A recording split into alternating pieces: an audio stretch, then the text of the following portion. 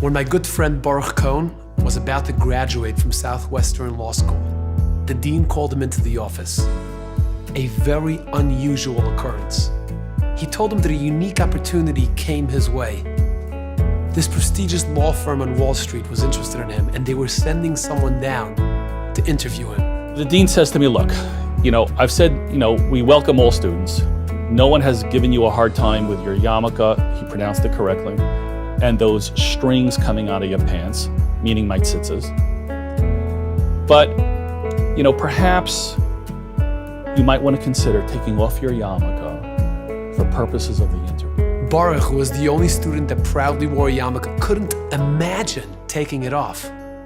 Deep down, he felt like he was betraying himself, and he was desperately trying to silence the inner voice that was telling him it's not who he is and he shouldn't be doing it. But for the sake of his career and his future, Baruch put on a confident front and went into the interview without a yarmulke. And I was in for the shock of my life when I took one glance at him. The first thing that I noticed was this big black velvet yarmulke. It was a soup bowl yarmulke.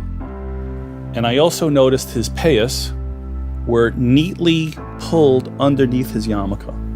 He looks at me, and his first question was, where's your yarmulke? Baruch was so humiliated. I couldn't speak.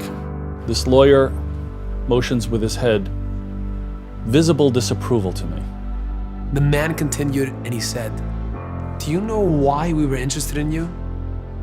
We heard that you were the only student who courageously wore his yarmulke for 4 years of law school. He said, you're not cut out for this firm. This is a firm of leaders, not a firm of followers. You're a sellout. Our interview is over.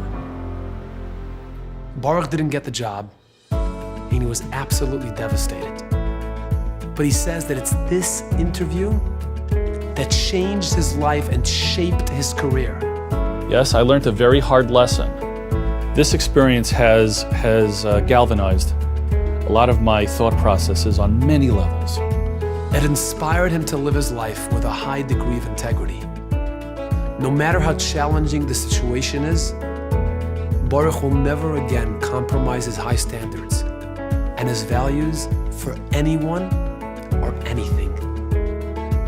The difference between a leader and a follower is integrity. Without integrity, a follower will go along with what looks good instead of what really is good.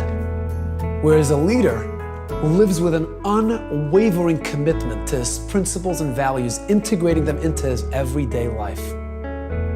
Thanks for watching. See you next time. Leadership. It's not a position or a title, but an attitude to life. Join any of the dozens of interactive, informative, and inspiring sessions while spending time in the presence of Gedolei Yisrael. All this at the Aguda Convention, November 12th through 15th. Igniting the leader within. Listen, learn, lead.